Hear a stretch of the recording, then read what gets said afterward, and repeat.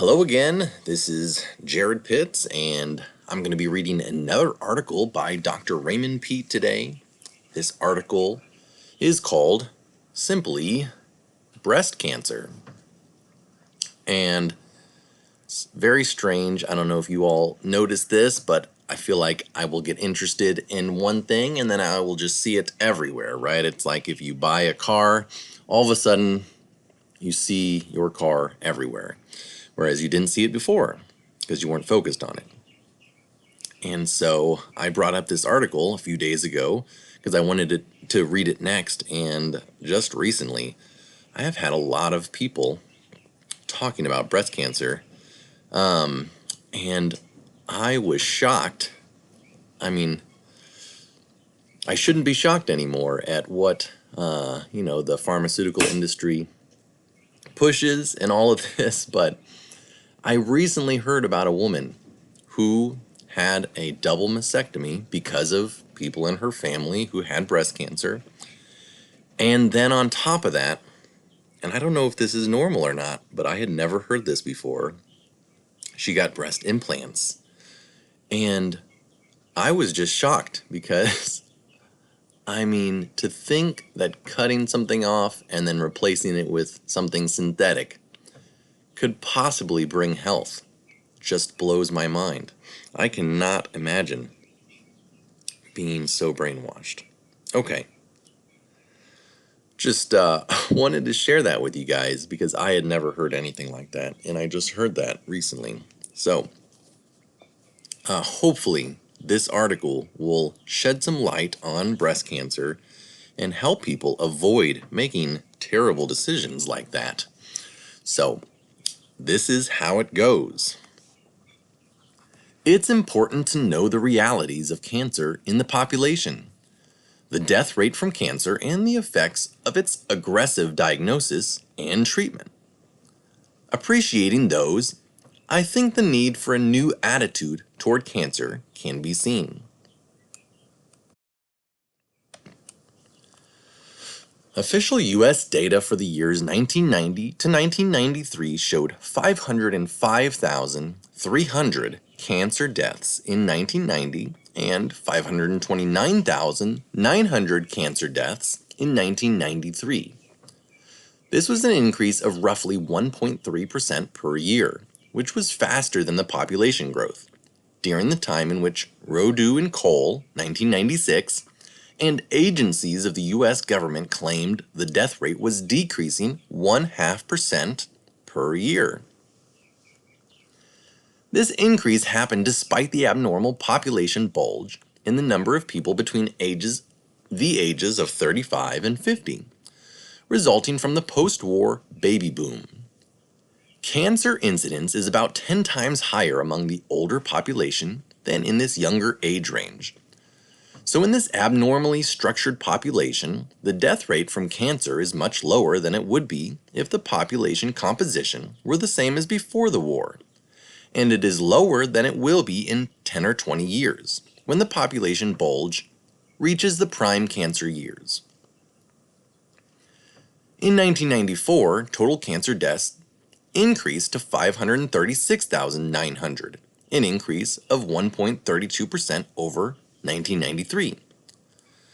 The crude death rate per 100,000 population was 203.2 in 1990. In 1993, it was 205.6. In 1994, it had increased to 206. This, despite the population distortion caused by the baby boom, causing a scarcity of people in the age groups with the highest rates of cancer mortality. In the U.S. in 1994, there were altogether 2,286,000 deaths in a population of about 260 million. This was a death rate of less than 1% per year, about 0.88%. The chance of dying that year for any person was less than 1 in 100. That doesn't mean that life expectancy is over 100 years, but that would be implied if we ignored the population bulge of the baby boomers, as the cancer statisticians are doing.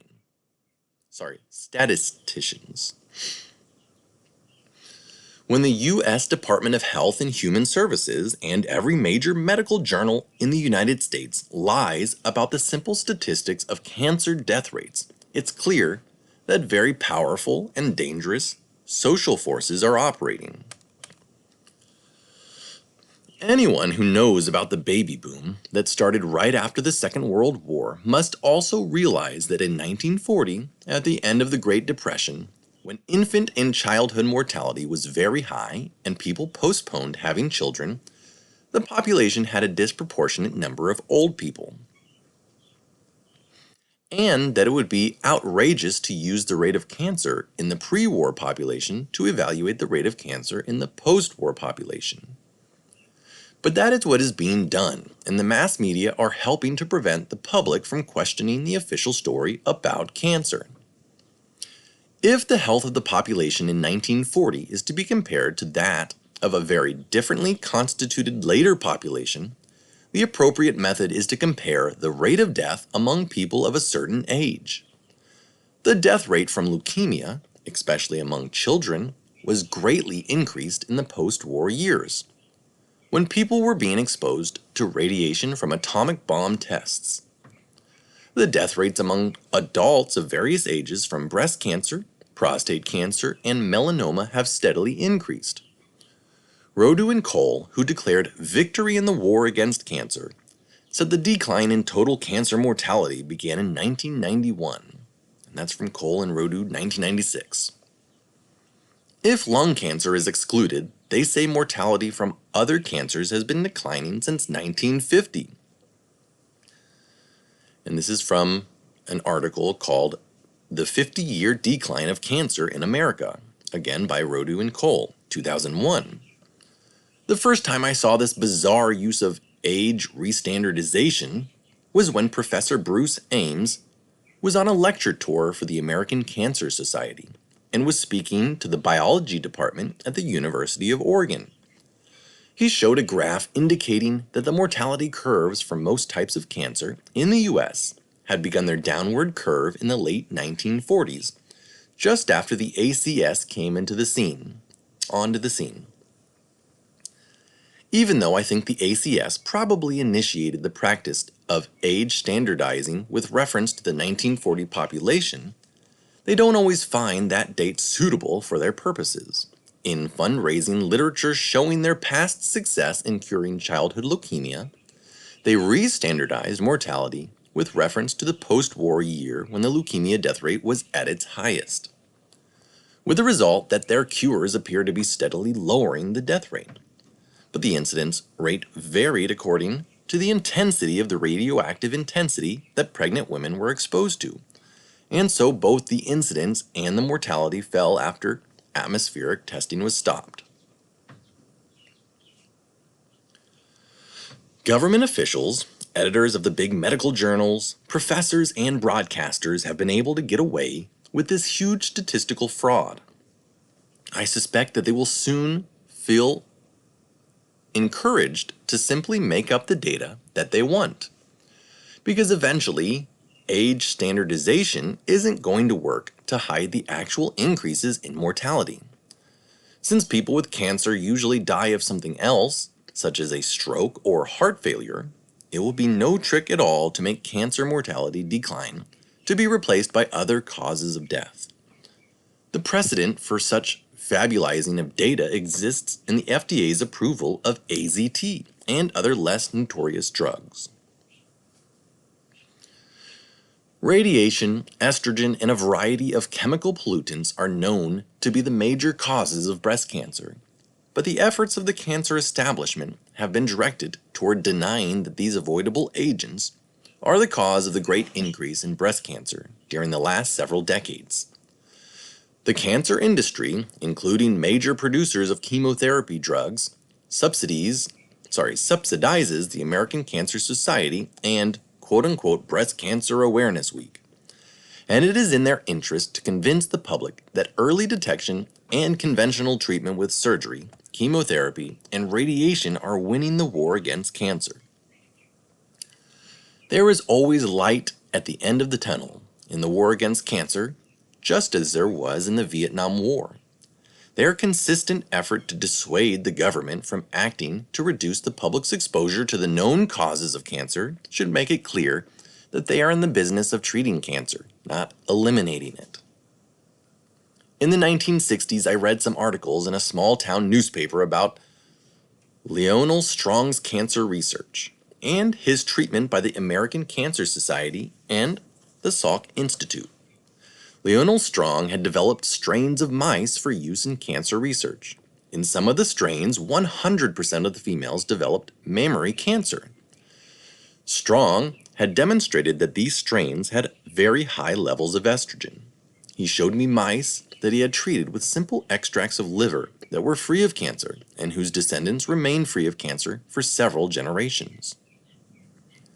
Strong had received his PhD in genetics under T.H. Morgan.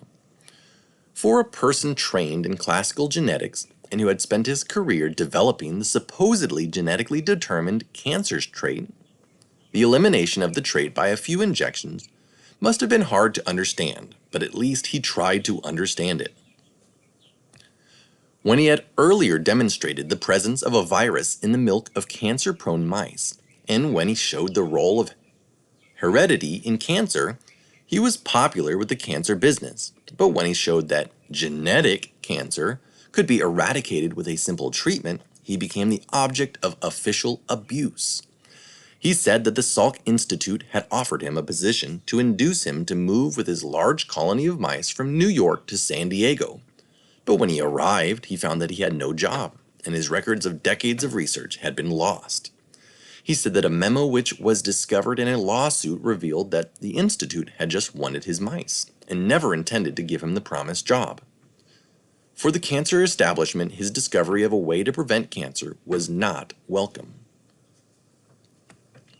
In 1969, 2 years before the war against cancer had begun pouring public money into the pockets of the cancer establishment, Harry Rubin gave a lecture that criticized the cancer establishment's claim that it was curing cancer.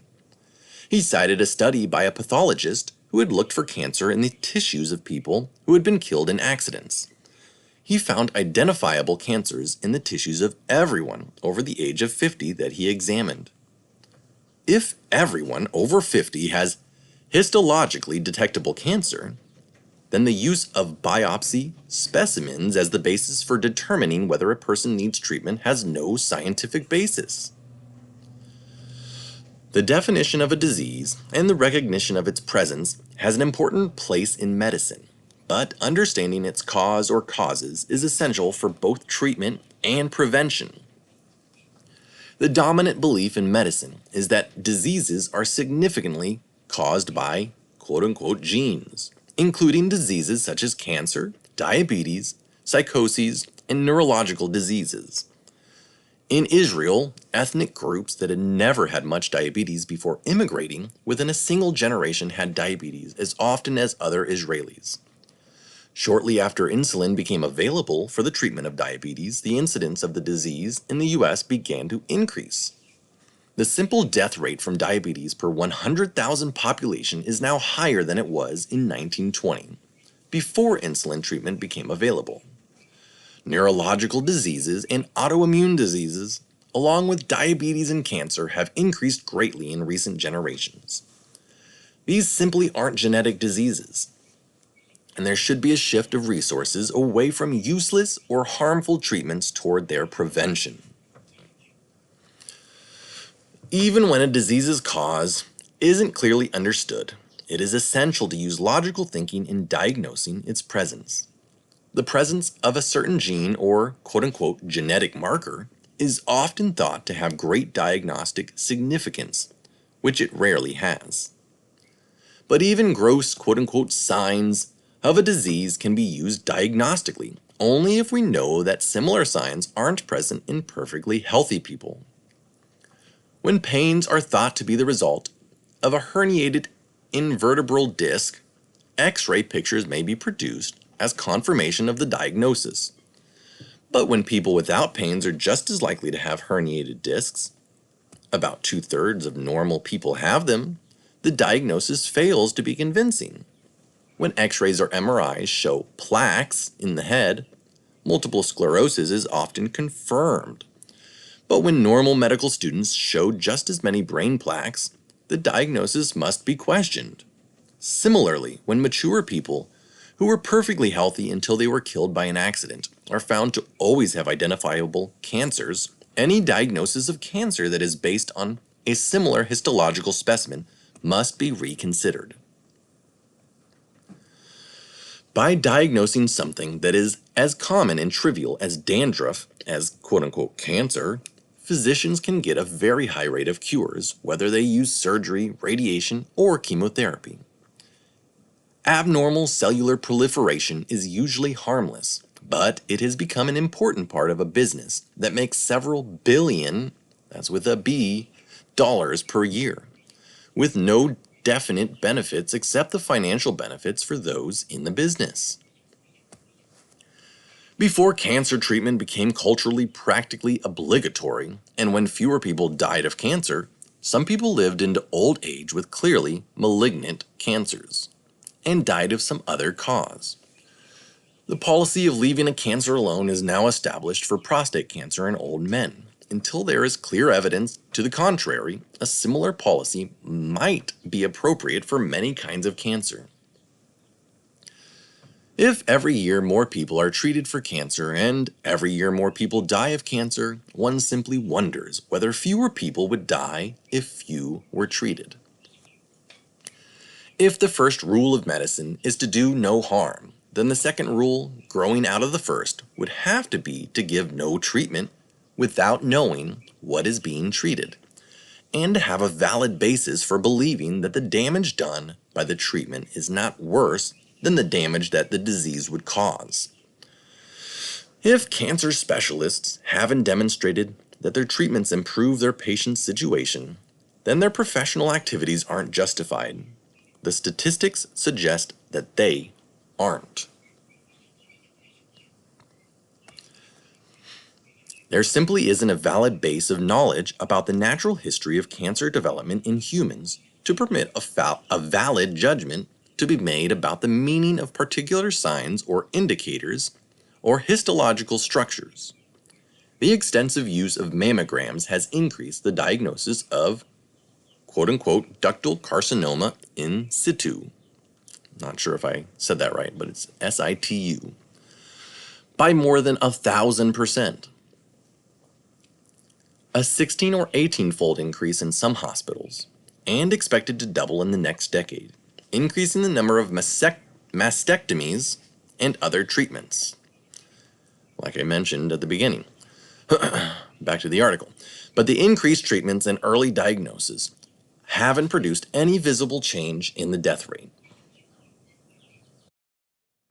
The pathologists talk knowingly of pre-neoplastic conditions that indicate an increased risk of malignancy, but instead of data, what they have is an ideology about the nature of cancer. When they say that a growth pattern is pre-malignant, or that a cell has a malignant structure, they might as well be talking about goblins, because the scientific basis for what they are saying is nothing but a belief in the ideology that cancer is quote-unquote clonal, that a particular cancer derives from a single defective cell. They are so self-assured and have so many sources to cite about the quote-unquote clonal nature of cancer that it seems impolite to suggest that they might simply be misusing language and logic. And these are just my thoughts, but it very much reminds me of when the news is talking about a gun and they say assault style gun or assault rifle style. Just seeing that a growth pattern is pre-malignant or has a malignant structure, right? Fear-mongering, it seems. Back to the article. Isn't a person derived from a single cell and so in that sense, quote-unquote clonal? As organs differentiate in the development of the organism, can't organs be traced back to the cells from which they developed? Isn't every tissue a clone in that sense? What is it that makes the clonal nature of cancer tissue so special? Isn't it just that a nasty, mean, malignant tissue is mentally traced back to the malignant cell? By analogy, with the way good tissues are traced back to good cells, if the tumor is odious, it must derive from an odious cell. And what could make that cell so hateful that it is genetically identical to the good cells? Therefore, the goblin reasoning goes, a genetic mutation must have produced the evil cell. The actual evidence is that there are broad changes in tissues preceding the appearance of cancer. The goblin theory explains this by saying that a multitude of precancerous mutations occurred before the mutant cancer cell appeared. Harry Rubin has carefully shown experimentally and logically that cancer precedes the genetic changes that occur in tumors. But the ideology that cancer is the result of a genetic mutation forces its devotees to say that the genetic changes that can be found in a mature tumor must have occurred in one cell that was previously not malignant. An effect is identified as a cause. The clonal goblin theory of cancer leads logically to the conclusion that the cancer alone must be exorcised by surgery, chemotherapy, and/or radiation. Big three. All right. The biological theory of cancer, on the other hand, is inclined to view the normal and abnormal development of cells in terms of the cell's responses to conditions. Estrogen and ionizing radiation are the most clearly documented causes of breast cancer. Their excitatory effects lead to inflammation, edema, fibrosis, and interruption of intercellular regulatory processes. Radiation is estrogenic, and increased estrogenic stimulation produces growth and temporary loss of differentiated functions. Estrogen and radiation aren't the only thing that can cause these systemic changes in the structure of tissues. For example, vitamin A deficiencies, hypothyroidism, chlorinated hydrocarbons, irritation, and lack of oxygen can cause similar changes. But estrogen and irradiation have been studied enough to give us a fairly distinct picture of the real processes involved in the development of cancer.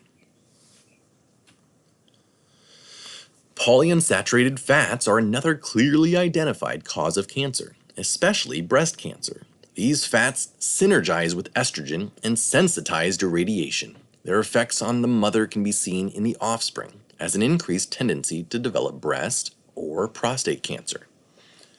An individual's hormone balance can be disrupted by exposure to radiation, estrogens, or unsaturated fats. The hormonal balance of the parent is imprinted upon the offspring, acting on the chromosomes, the liver, brain, genitals, pituitary, bones. In fact, the prenatal imprint can probably be found everywhere in the offspring.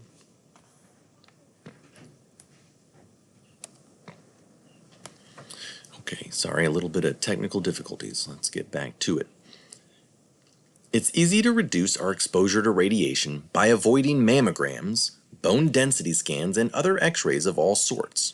Ultrasound and MRI can produce good images of any tissue without the deadly effects of ionizing radiation. Polyunsaturated fats can be reduced by careful selection of foods, but the food industry is finding ways to contaminate traditionally safe foods, such as beef and milk, by using new kinds of animal feed. Still, milk, cheese, beef, and lamb are safe considering their high nutritional content and the remarkable purification that occurs in the rumen of cows, sheep, and goats. Some studies suggest a protective effect from saturated fat. That's from Chages et al., 1999. Estrogenic influences can be significantly reduced by avoiding foods such as soy products and unsaturated fats, by eating enough protein to optimize the liver's elimination of estrogen, and by using things such as bulk-forming foods, raw carrots, potatoes, and milk, for example, that stimulate bowel action and prevent reabsorption of estrogens from the intestines. Avoiding hypothyroidism is essential for preventing chronic retention or formation of too much estrogen.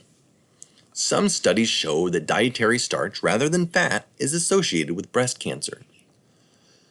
Starch strongly stimulates insulin secretion, and insulin stimulates the formation of estrogen. Estrogen is formed in fat cells under the influence of cortisol, and this formation is suppressed by progesterone and thyroid. Postmenopausal obesity is associated with increased estrogen and breast cancer. The prevention of weight gain and supplementation with thyroid and progesterone, if necessary, should be protective against many types of cancer, especially breast, kidney, and uterine cancer. Prenatal or early life exposure to estrogens, including phytoestrogens, or to irradiation, or to polyunsaturated oils, increases the incidence of mammary cancers in adulthood. Protein deficiency prenatally or early in life causes a lifelong excess of serotonin. Feeding in excess of tryptophan, the precursor of serotonin, during pregnancy produces pituitary and mammary tumors in the offspring.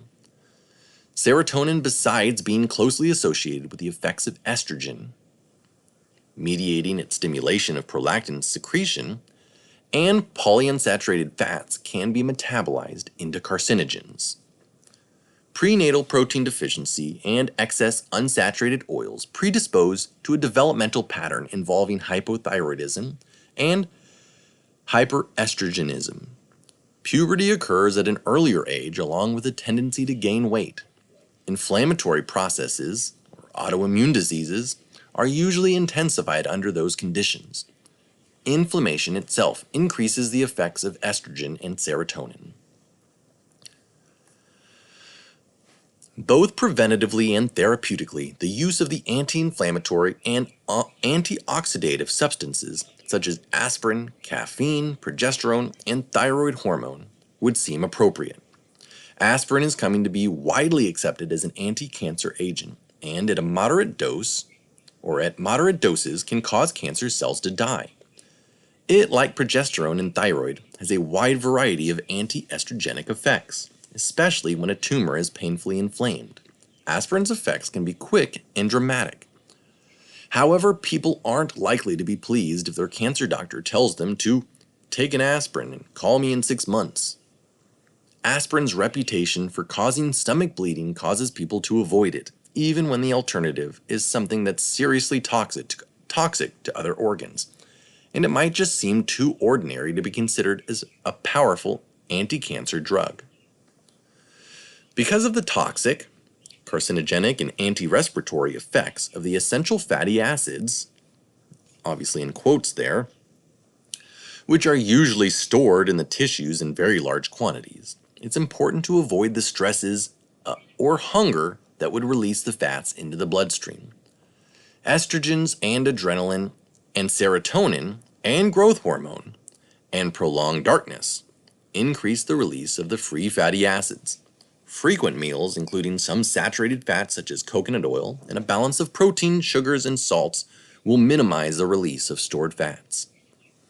The population trends toward greater obesity and earlier puberty, both of which are associated with a higher risk of breast cancer, suggest that the war against cancer is far from over. In the 19th century, when the incidence of breast cancer was much lower than it is now, puberty usually occurred around the age of 17. In countries with a low incidence of breast cancer, puberty still occurs in the middle to late teens. People who are now 100 generally had puberty years later than girls do now. The biological changes now seen in children in the U.S. suggest that the incidence of degenerative diseases of all sorts is likely to increase as these children grow up. A metabolic approach to the prevention and treatment of cancer would have many beneficial side effects, such as producing generally healthier, happier, and brighter babies.